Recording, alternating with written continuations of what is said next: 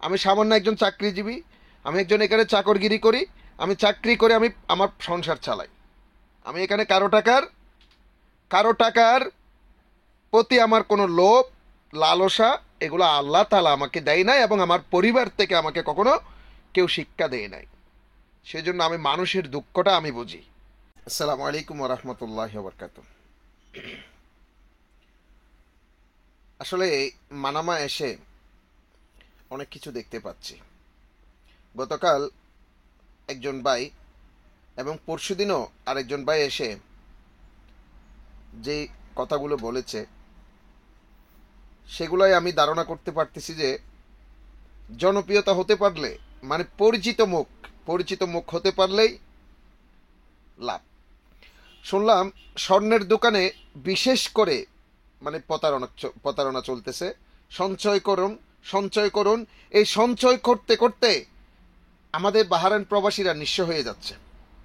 শেষ পর্যন্ত তাদেরকে লোভ দেখাচ্ছে, তারা মাসে মাসে যদি সঞ্চয় করেন তাহলে বছরের লাস্টে আপনি অত টাকা জমবে, তার থেকে আপনি এত টাকা প্রফিট পাবেন। কিন্তু শেষ পর্যন্ত দেখা যায় সেই টাকায় যখন আপনি সোনা না কিনেন, মানে স্বর্ণ না কিনেন, আবার মাইন্ড করিয়েন না, সোনা আর কি, মানে সোনা বলে, আপনি যদি সেই টাকায় যদি সোনা না কিনেন তাহলে আপনার যেই মূল টাকা, সেই টাকা থেকে আপনাকে বঞ্চিত করতেছে। মানে সেখান থেকে আপনি যেই মূল টাকা, সেখান থেকেও আপনার থেকে কমিশন কেটে ফেলতেছে। আমার কাছে অনেক ভিডিও অনেকজনে ভিডিও পাঠিয়েছে এবং আমার সামনে এসে বলছে আমি এগুলো ভিডিও করেছি। ইনশাল্লাহ অল্প কয়েকদিনের মধ্যে আমি এই ভিডিওগুলো আপনাদের সামনে আনবো। তবে তার আগে আমি চাচ্ছি সেই কমিশন খাওয়া প্রতারক চক্রগুলো যাতে একটু ভালো হয়। মানুষের টাকা নিয়ে নিজের পকেট ভর্তি করা সেই মানুষগুলো যাতে একটু ভালো হয়।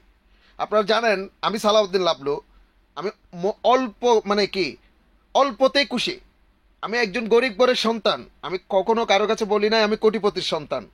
আমার বাড়ি বিক্রি করে বাহারাইনে কোটি কোটি টাকার মালিক, আমি সেটাও কোনোদিন কারো কাছে বলি নাই।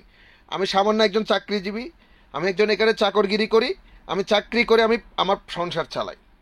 আমি এখানে কারো টাকার প্রতি আমার কোনো লোভ, লালসা, এগুলো আল্লাহ তাআলা আমাকে দেয় নাই এবং আমার পরিবার থেকে আমাকে কখনো কেউ শিক্ষা দেয় নাই। সেজন্য আমি মানুষের দুঃখটা আমি বুঝি। আজকে দেখেন না, আমার মতো সালাউদ্দিন লাবলু যেই জনপ্রিয়তা অর্জন করেছে, সেটা ভালো করে হোক খারাপ করে হোক, আমি চাইলে মানুষের সাথে প্রতারণা করতে পারতাম। করোনার সময় আমি 4,000 প্রবাসীকে আমি হোটেল কোয়ারেন্টাইন করে দিয়েছি। আজ পর্যন্ত যদি আমি তাদের গলা কাটতাম, তাদের গলা কেটে যদি টাকা কামাইতাম, তাহলে সেই 4,000 প্রবাসীরা আমার বিরুদ্ধে লেখালেখি করত। চিন্তা করে দেখেন। আজকে সঞ্চয় করেন, শেষ পর্যন্ত এই স্বর্ণের দোকানেও বাটপার ঢুকে গেছে। এই বাটপারদের জ্বালায় বাহারাইনে থাকতে পারতেছি না। সো প্লিজ আমার এই ভিডিওটা অন্তত সেই বাটপারগুলো, যেই বাটপারগুলো মানুষের পকেটের টাকা নিজের টাকা মনে করে, সেই বাটপারগুলোর কাছে আমার এই ভিডিওটা পাঠিয়ে দেন। অন্তত তারা দেখুক, এবং দেখে তারা যদি শোধরানোর চেষ্টা করে তাহলে আলহামদুলিল্লাহ, না হলে তাদের নাম সহ যাদের মুখ থেকে, যারা সঞ্চয় করেছে, তাদের মুখ থেকে যেই কথাগুলো রেকর্ড করেছি, যেই ভিডিও বার্তা রেকর্ড করেছি, সেগুলো আমি সামনে তুলে ধরবো। আমি চাই না আমাদের বাংলাদেশি কমিউনিটির কাছে এই যে যারা বিজনেসে জড়িত, হ্যাঁ, যারা মানুষের পকেটের টাকা দিয়ে নিজের পকেট ভর্তি করতেছে, সেই মানুষগুলোর চেহারা আমি মানুষের সামনে তুলে ধরতে চাচ্ছি না। কারণ কমিউনিটির একটা সিস্টেম আছে, কমিউনিটির মান সম্মান আছে। সেজন্য ভালো হয়ে যাও। মানুষের পকেটের টাকা যদি তোমার কাছে বড় মনে হয়, সেটা তোমার নিজের মনে করো, তাহলে সেখান থেকে দূরে সরে আসো। আমার কাছে অনেক কিছু আমি পেয়েছি, আমি চাচ্ছি না এগুলো মানুষের কাছে তুলে ধরার জন্য।